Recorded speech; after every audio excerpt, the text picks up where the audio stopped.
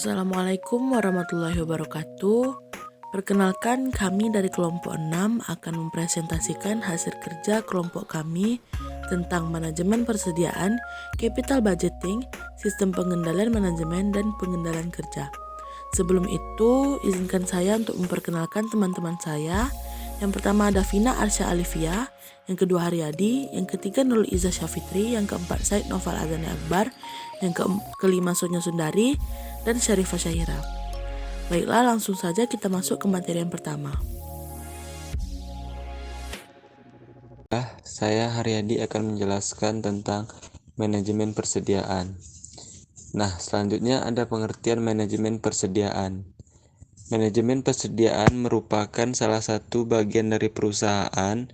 Bagian tersebut berfungsi untuk menjaga dan mengatur persediaan yang dimiliki perusahaan.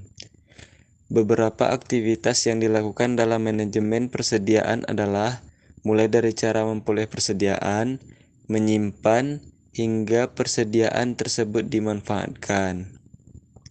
Nah, persediaan di sini memuat arti beragam, bisa berupa bahan baku, bahan pembantu, barang dalam proses, barang jadi, bahkan suku cadang. Mengatur jumlah persediaan tidak semudah yang diperkirakan. Jika persediaan terlalu banyak, maka akan makin tinggi biaya untuk penyimpanan. Sebaliknya, jika kurang malah bisa menghambat proses produksi. Belum lagi perusahaan harus menghadapi beragam ketidakpastian, mulai dari ketidakpastian permintaan, waktu pemesanan, hingga pasokan dari supplier. Inilah yang membuat inventory manajemen sangat penting dilakukan. Selanjutnya, yang kedua ada tujuan manajemen persediaan. Nah, di dalam tujuan persediaan ini terdapat 4 tujuan di dalam manajemen persediaan. Yang pertama, ada kemudahan dalam memastikan adanya persediaan melewati safety stock. Yang kedua, dapat memberi waktu luang untuk pengelolaan produksi maupun pembelian. Yang ketiga, dapat mengantisipasi perubahan permintaan ataupun penawaran. Yang selanjutnya ada memaksimalkan pengelolaan barang persediaan dengan biaya yang sangat minimal. Selanjutnya ada jenis-jenis manajemen persediaan. Yang pertama ada barang mentah maupun bahan baku. Nah, manajemen persediaan harus mampu memastikan jumlah bahan baku yang ada maupun mencukupi kebutuhan suatu produksi. Yang kedua, barang proses atau barang setengah jadi. Barang ini akan digunakan untuk distribusikan ke pabrik lain untuk dapat dilanjutkan menjadi barang jadi. Manajemen persediaan akan menentukan di mana seberapa banyak barang yang akan diperlukan untuk didistribusikan agar bisa memenuhi permintaan. Yang ketiga, barang jadi atau finishing goods. Manajemen persediaan akan dapat mengatur jumlah yang akan tersedia, kemana akan didistribusikannya, atau berapa jumlahnya, tidak bukan agar mampu mendapatkan suatu jumlah produk optimal agar mendapatkan keuntungan maksimal. Yang keempat, ada barang supply. Manajer harus mengelola barang yang dimana menjadi persediaan baik yang sering digunakan untuk produksi atau tidak. Yang kelima, ada barang dagangan. Nah, barang ini harus jelas jumlahnya maupun di mana saja akan didistribusikan.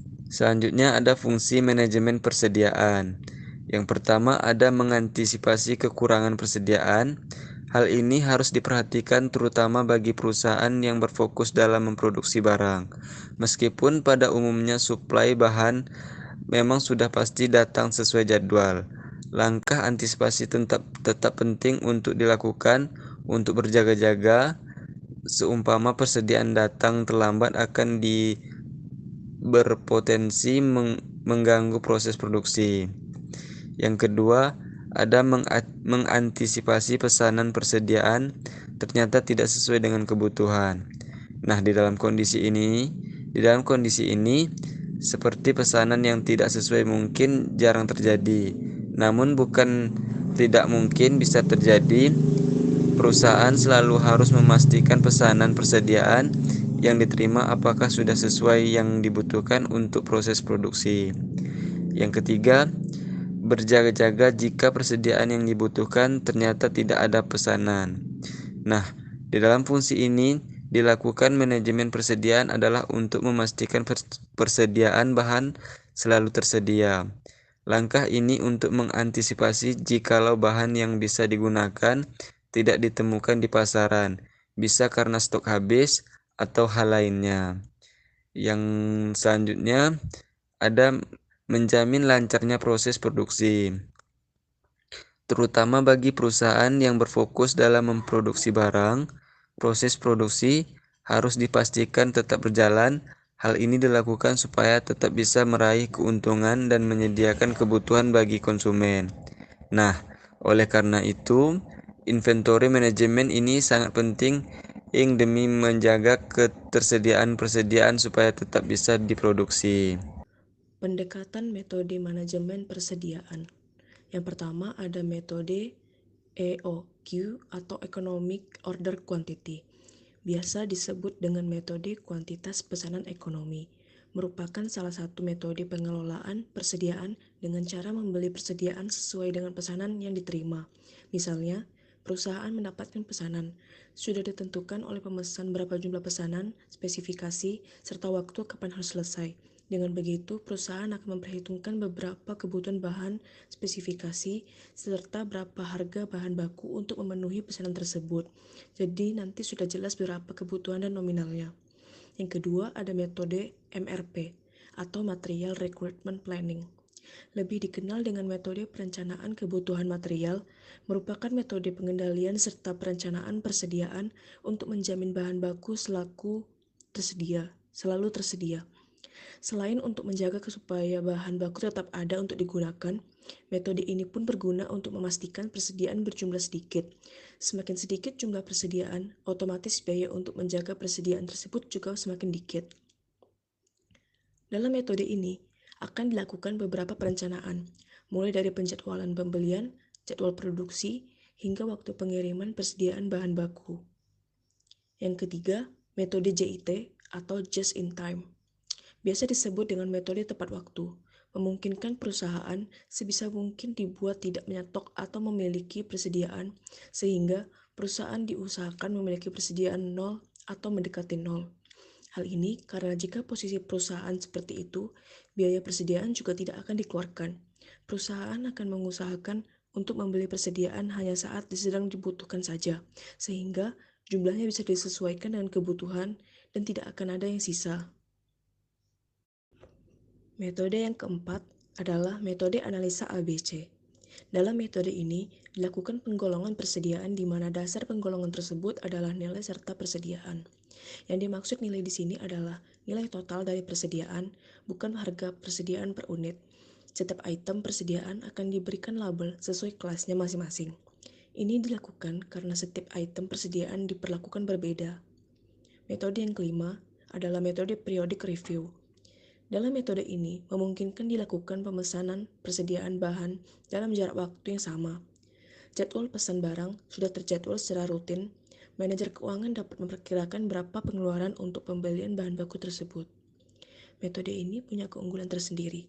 Salah satunya mampu meredam fluktuasi permintaan kebutuhan bahan baku. Metode ini juga sangat mudah dilakukan karena tidak perlu melewati proses administrasi yang panjang. Hal tersebut dikarenakan proses pembelian persediaan sudah terjadwal dengan rutin. Menurut Mats, sistem dan teknik pengendalian persediaan harus didasarkan pada prinsip-prinsip berikut. Yang pertama, persediaan diciptakan dari pembelian bahan dan suku cadang, tambahan biaya pekerja, dan overhead untuk mengelola bahan menjadi barang jadi. Yang kedua, persediaan berkurang melalui penjualan dan perusakan. Yang ketiga, perkiraan yang tepat atas jadwal penjualan dan produksi merupakan hal yang esensial bagi pembelian, penanganan, dan investasi bahan yang efisien. Keempat, kebijakan manajemen yang berupaya menciptakan keseimbangan antara keragaman dan kuantitas persediaan bagi operasi yang efisien dengan biaya pemilikan persediaan tersebut merupakan faktor yang paling utama dalam menentukan investasi persediaan. Yang kelima, Pemesanan bahan merupakan tanggapan terhadap perkiraan dan penyusunan rencana pengendalian produksi. Yang keenam, pencatatan persediaan saja tidak akan mencapai pengendalian atas persediaan. Dan prinsip yang terakhir, yang ketujuh, adalah pengendalian bersifat komparatif dan relatif atau tidak mutlak. Capital budgeting. Capital budgeting pada dasarnya adalah suatu proses yang lengkap untuk menganalisa proyek dan untuk bisa menentukan proyek yang termasuk dalam suatu anggaran modal, atau bisa juga sebagai suatu proses perencanaan serta pengambilan keputusan terkait pembayaran dana di mana periode pengambilan dana tersebut sudah lebih dari 1 tahun. Batasan pada 1 tahun sendiri tidak terlalu mutlak. Kategori pengeluaran ini termasuk di dalamnya biaya untuk pembelian pada setiap aset tetap, yakni tanah, bangunan, mesin, dan alat lainnya. Biaya untuk dana iklan jangka panjang, proyek penelitian, dan juga pengembangan pun turut termasuk dalam kategori investasi. Sebagai gantinya, perusahaan memerlukan suatu prosedur tertentu untuk bisa menganalisa dan juga menyeleksi beberapa alternatif investasi yang tersedia. 2. Manfaat capital budgeting. Manfaat utama dari penganggaran modal atau capital budgeting adalah untuk bisa mengetahui keperluan dana secara lebih detail. Karena dana bisa terkait jangka waktu yang lebih dari setahun, sehingga akan meminimalisir adanya overinvestment atau underinvestment. Selain itu, capital budgeting juga dilakukan agar bisa mencegah terjadinya kesalahan dalam hal decision making. Metode analisis capital budgeting. 1. Net Present Value atau NPV. NPV adalah salah satu cara yang berfungsi untuk bisa mengukur nilai probabilitas rencana investasi proyek dengan menggunakan suatu faktor nilai waktu dan juga uang. NPV adalah suatu selisih antara present value yang diperoleh dari nilai investasi yang ditanamkan pada aset saat ini dari penerimaan arus kas yang masuk di masa depan. Bukan hanya penggunaan yang sederhana saja, namun juga penggunaan nilai uang dalam menghitung nilai sesuai dengan arus kas yang didapatkan di masa depan. Sehingga terdapat suatu gambaran yang jelas tentang probabilitas proyek yang lebih real. Adanya kekuatan dari cara evaluasi proyek ini adalah suatu penggunaan suku bunga kredit yang dipinjam oleh investor untuk bisa membiayai proyek sebagai suatu pendiskontoan. Yang kedua adalah internal rate of return atau RR. RR adalah diskon rate atau faktor pendiskontoan lain yang digunakan untuk mendiskonto seluruh cash inflows dan juga salvage value yang jelas menghasilkan banyak jumlah present value yang sama dalam jumlah investasi yang ada.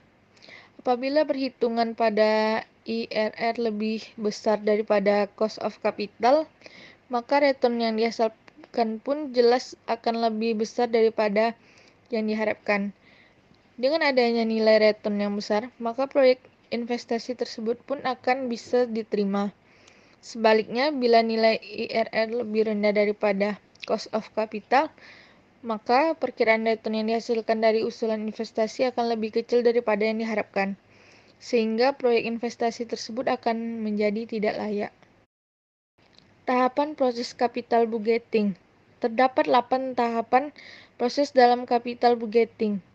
Di antaranya yang pertama adalah memberikan ide pada suatu proyek atau investasi. Yang kedua adalah menentukan biaya proyek atau nilai investasi.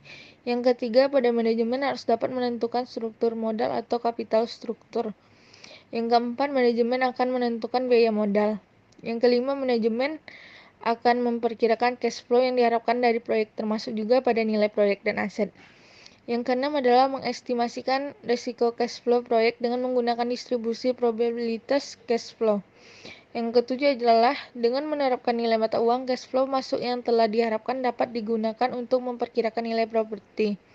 Yang kedelapan adalah penilaian kelayakan proyek atau investasi dengan cara mempertimbangkan nilai aset saat ini dari cash flow yang diharapkan dibandingkan dengan biayanya. Selanjutnya, sistem pengendalian manajemen.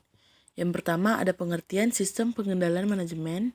Sistem pengendalian manajemen dapat dikategorikan dan masuk ke dalam bagian dari pengetahuan perilaku terapan atau yang seringkali disebut dengan applied behavioral science.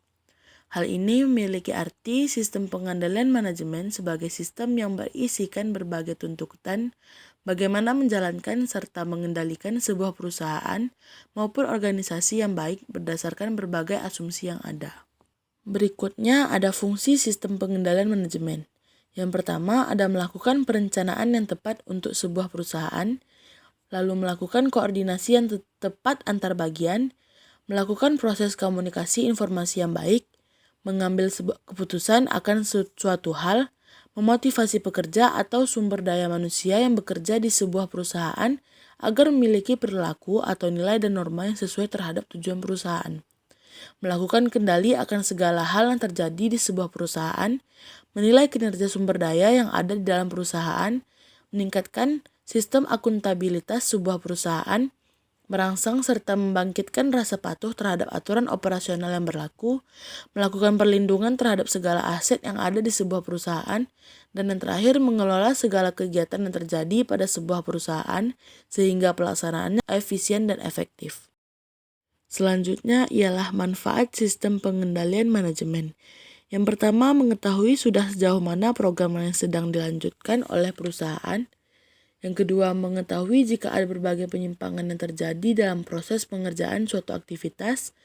Yang ketiga, mengetahui bagaimana waktu serta sumber daya yang disediakan dapat tercukupi serta dimanfaatkan oleh perusahaan dengan baik. Selanjutnya, mengetahui berbagai faktor yang menjadi penyebab terjadinya penyimpangan.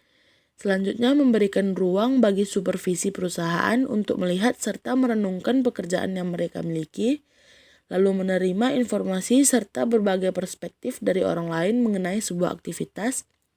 Selanjutnya, mendukung setiap anggota perusahaan baik dari segi personal maupun pekerjaan yang sedang dilakukan.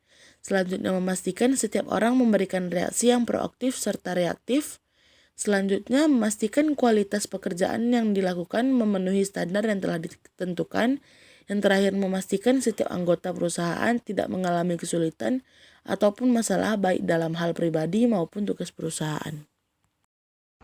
Unsur dari sistem pengendalian manajemen. Yang pertama ada detektor, alat sebuah perusahaan dalam mengidentifikasi apa yang sebenarnya terjadi dalam suatu proses pengendalian manajemen yang ada di sebuah perusahaan atau organisasi. Yang kedua, selektor, alat yang digunakan sebuah perusahaan untuk menilai signifikansi tentang apa yang terjadi atau peristiwa yang sedang terjadi dalam proses pengendalian manajemen. Yang ketiga ada efektor, yaitu alat yang digunakan sebuah perusahaan untuk mendorong perilaku maupun tindakan tertentu ketika aktivitas yang dilakukan tidak sesuai dengan pedoman atau patokan yang ada.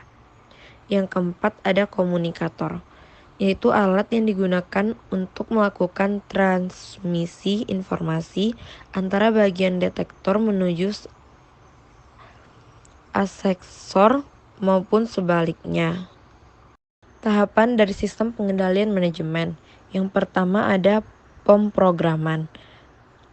Proses penyusunan berbagai program yang akan digunakan sebuah perusahaan maupun organisasi dalam menghitung estimasi seberapa besar sumber daya yang perusahaan tersebut butuhkan.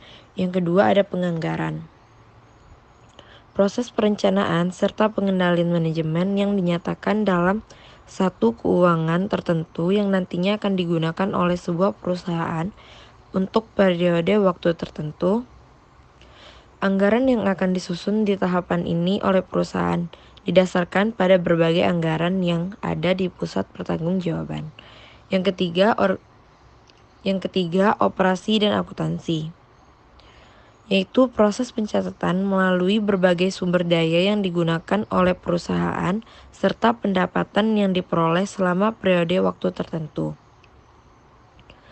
Dalam tahapan operasi dan akuntansi ini, catatan tersebut akan dikategorikan menyesuaikan dengan berbagai program yang sudah ditetapkan di pusat tanggung jawab. Berbagai kategori yang sudah sesuai dengan program sebelumnya yang sudah dilakukan yang akan dijadikan sebagai dasar untuk proses pemrograman di kemudian hari. Yang keempat ada laporan dan analisis. Pemilihan sebuah strategi yang tepat untuk ditinjau ulang. Dalam tahapan ini juga terdapat berbagai kebijakan yang dilakukan oleh perusahaan, seperti menghapus, mengubah, menambah program yang ada, serta menjadi bahan pertimbangan bagi perusahaan untuk mengubah anggarannya di kemudian hari. Faktor yang mempengaruhi sistem pengendalian manajemen.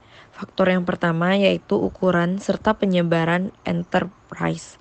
Yang kedua yaitu struktur organisasi, delegasi, serta desentralisasi. Faktor yang ketiga yaitu sifat serta pembagian operasi. Faktor yang keempat jenis pusat tanggung jawab. Faktor yang kelima persepsi yang dimiliki seseorang. D. Penilaian kinerja. Yang pertama adalah pengertian penilaian kinerja. Penilaian kinerja atau performance appraisal adalah suatu proses atau kegiatan yang dilakukan oleh perorangan atau kelompok dalam sebuah perusahaan untuk mengevaluasi dan mengkomunikasikan bagaimana karyawan melakukan pekerjaan dengan cara membandingkan hal pekerjaannya dengan seperangkat standar yang telah dibuat dalam suatu periode tertentu yang digunakan sebagai dasar pertimbangan suatu kegiatan. Penilaian kinerja disebut juga sebagai evaluasi karyawan, tinjauan kinerja, dan penilaian hasil. Yang kedua adalah tujuan penilaian kerja. Yang pertama adalah perbaikan prestasi kerja, penyesuaian kompensasi, keputusan penempatan, kebutuhan pelatihan dan pengembangan, perencanaan dan pengembangan karir, penyimpanan proses staffing, ketidakakuratan informasional, kesalahan dalam desain pekerjaan, kesempatan kerja yang adil, dan tantangan eksternal. Yang ketiga adalah manfaat penilaian kinerja. Yang pertama, sebagian besar pekerjaan berdasarkan keputusan bayaran, promosi dan retensi pada penilaian karyawan. Yang kedua, penilaian memainkan peran sentral dalam proses manajemen kinerja pemberi kerja. Manajemen kinerja berarti secara terus-menerus memastikan bahwa kinerja setiap karyawan sesuai dengan sasaran keseluruhan perusahaan. Yang ketiga adalah penilaian memungkinkan manajer dan bawahannya mengembangkan rencana untuk mengoreksi adanya defisiensi dan untuk menguatkan kekuatan bawahan. Yang keempat adalah penilaian memberikan kesempatan untuk meninjau rencana karir karyawan dengan mempertimbangkan kekuatan dan kelemahan yang ditampilkan. Yang kelima adalah penilaian memungkinkan penyelia untuk mengidentifikasi adanya kebutuhan akan pelatihan dan langkah-langkah perbaikan yang dibutuhkan. Yang keempat adalah tujuan penilaian kinerja. Yang pertama, 1. Hasil kinerja individu. Jika hasil kerja adalah aspek kerja yang diutamakan pada jabatan tersebut, maka hasil kerja individu dapat dijadikan kriteria penilaian. Yang kedua adalah perilaku. Pihak manajemen dapat menggunakan perilaku sebagai kriteria penilaian, sebab perilaku merupakan faktor penentu efektivitas kerja karyawan. Yang ketiga adalah traits. Traits adalah karakteristik individu yang sering tampil dan menggambarkan tingkah laku individu kerja. Berorientasi masa lalu.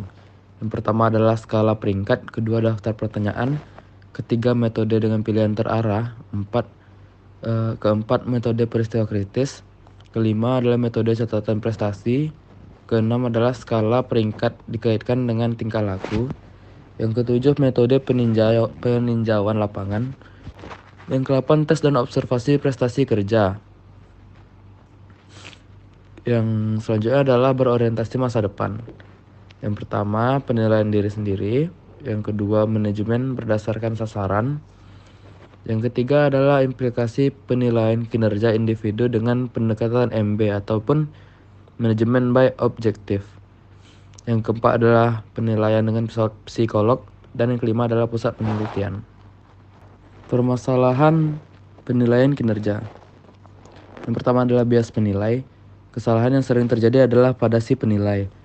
Bias penilai tersebut biasanya tidak akan ada pekerjaan Akan tetapi biasanya pada karakteristik pribadi seperti usia, jenis kelamin, senioritas, suku atau agama, dan kedekatan dengan pimpinan dan lainnya. Yang kedua adalah halo effect. Halo effect adalah opini pribadi atau subjektivitas penilaian terhadap yang dinilai. Hal ini terjadi karena penilaian performance yang sesaat.